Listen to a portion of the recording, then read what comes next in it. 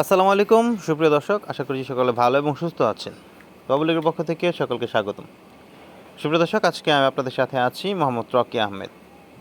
সুপ্রিয় দর্শক, আশা করি আপনারা সকলে ইতিমধ্যে অবগত আছেন।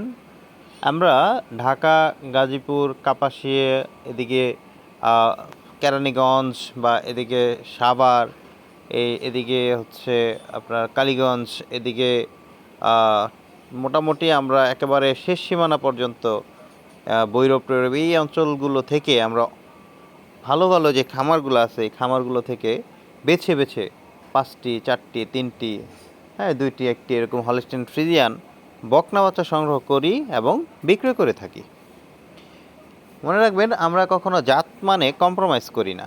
হ্যাঁ, অন্যদের তুলনায় হয়তো আমরা এত বেশি গরু সেল দিতে পারি না, কিন্তু আমরা যে কটা বাচ্চা সেল দেই আলহামদুলিল্লাহ পরিপূর্ণ জাতমানের হইতে হবে। হ্যাঁ, আজকে একটু ব্যতিক্রমধর্মী। আজকে যে বাচ্চাটি দেখতে পাচ্ছেন এটি আমাদের ফার্মে জন্মগ্রহণ করা একটি ষাঁড় বাচ্চা। এর বয়স মাত্র 8 মাস। এর মাকে আমরা বিক্রয় করেছিলাম 3 মাসের প্রেগনেন্ট সহ। এর মা অনেক দূরে চলে গিয়েছিল, খুলনার দিকে। আর আজকে আমরা এই বাচ্চাটিও বিক্রয় করে দিলাম।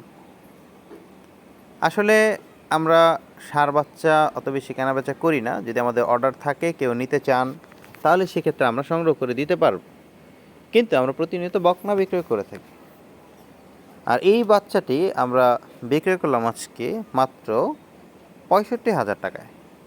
আসলে মনে রাখবেন, 65,000 টাকা ফ্যাক্ট না, এই বাচ্চাটির ফিউচার কি সেটা ফ্যাক্ট। আমরা যার কাছে বিক্রয় করেছি সেও এই বাচ্চাটি নিয়ে বিক্রয় করবে। মনে রাখবেন, আপনার আর আমার হচ্ছে সরাসরি খামার, কিন্তু তৃতীয় পক্ষ যে কিনে নিয়ে বিক্রি করে, অর্থাৎ আমিও যখন কিনে নিয়ে বিক্রি করি, তখন কিন্তু সেটার মধ্যে কম করলেও 2 থেকে 4,000 টাকা আমরা প্রফিটের চিন্তা করি। আসলে সকলের ফ্যামিলি আছে, সেক্ষেত্রে একটা গরুতে 4-5 হাজার টাকা যদি প্রফিট না হয় বা 3,000 টাকা যদি প্রফিট না হয়, তাহলে সে বিক্রি করবে না। আর যে কিনে নিছে সে হয়তো 2-4-5 হাজার টাকা প্রফিট হইলে সে বিক্রি করে দিবে।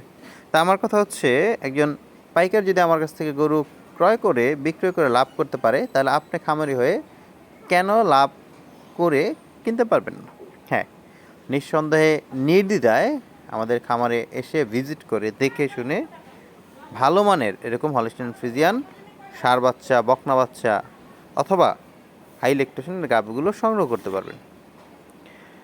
আশা করছি দেখা হবে নতুন কোনো ভিডিওতে।